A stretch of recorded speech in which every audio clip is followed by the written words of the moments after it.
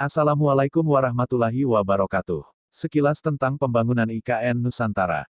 Rencana Pembangunan Ibu Kota Negara atau IKN tahap pertama periode tahun-tahun 2022 sampai tahun 2024 terbagi menjadi 3 alur kerja besar yakni pembangunan perkotaan, pembangunan infrastruktur, dan pembangunan ekonomi.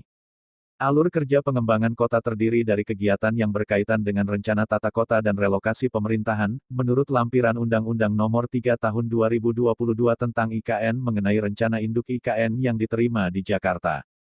Pada tahun 2022 sampai tahun 2023 akan dilakukan pembangunan tahap awal di sebagian kawasan induk pusat pemerintahan.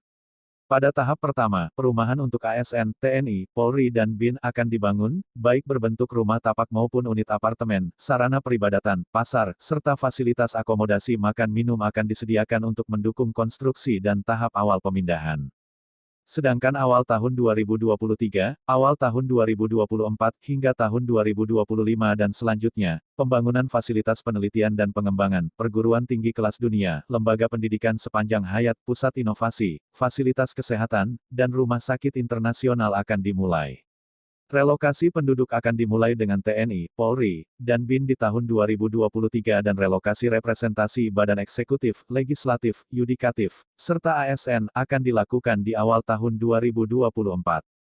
Pemerintah tengah menggeber pembangunan infrastruktur di kawasan inti pusat pemerintahan Ibu Kota Negara atau IKN Nusantara di Kalimantan Timur.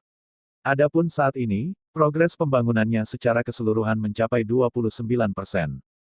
Hal ini disampaikan oleh Ketua Satgas Pelaksanaan Pembangunan Infrastruktur IKN Danis Hidayat Sumadilaga, berdasarkan data Kementerian Pekerjaan Umum dan Perumahan Rakyat PUPR, per tanggal 11 Mei tahun 2023. Secara keseluruhan sampai kemarin itu kira-kira progresnya 29%, kata Danis, dalam webinar pengembangan IKN sebagai kota tangguh, net zero dan sirkuler yang diselenggarakan UI, Danis pun merincikan progres dari tiap-tiap proyek pembangunan infrastruktur di kawasan tersebut. Pertama ialah Istana Presiden, di mana saat ini progresnya mencapai 11,91%.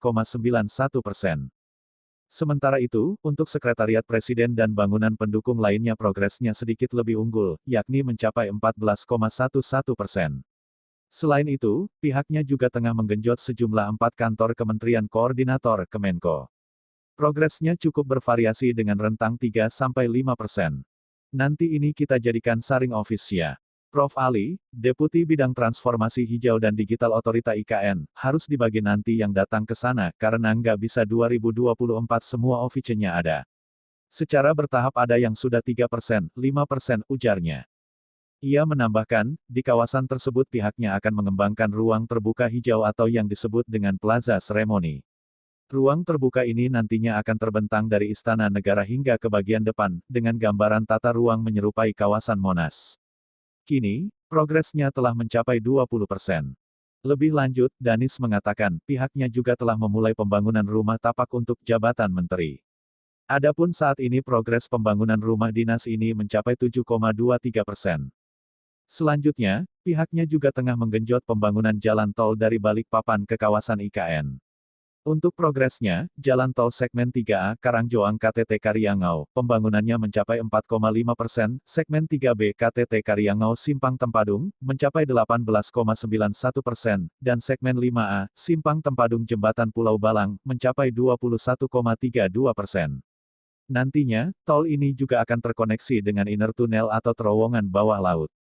Kita akan membangun jalan tol 3 line, jadi 6 line, itu dengan nanti dari Balikpapan, dari airport ke sana sekitar 30 menit.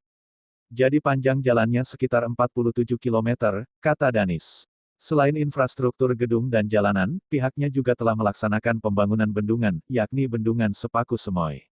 Adapun saat ini, pembangunannya sudah hampir rampung dengan progres 91,28%. Lalu juga ada inteks Sungai Sepaku yang progresnya mencapai 92,27%. Bambang Susantono menyampaikan dalam pernyataan perpelantikan Kepala dan Wakil Kepala Otorita Ibu Kota Nusantara di Istana Negara, bahwa membangun kota tidak hanya membangun fisiknya, tapi terutama adalah bagaimana kerekatan sosialnya, interaksi antar warganya, bagaimana kota tersebut menjadi kota yang layak huni, humanis, dan livable. Kami memohon dukungan dari semua lapisan masyarakat sehingga Ibu Kota Nusantara menjadi kota yang inklusif, hijau, dan berkelanjutan, dibangun untuk semua kalangan, a city for all. Pelaksanaan pembangunan Ibu Kota Nusantara ini dilaksanakan dalam 5 tahap sesuai Undang-Undang Ibu Kota Negara yang akan berlangsung dari tahun 2022 hingga 2045. Pembangunan IKN ini merupakan salah satu proyek prioritas strategis yang tercantum dalam RPJMN tahun 2020 sampai tahun 2024.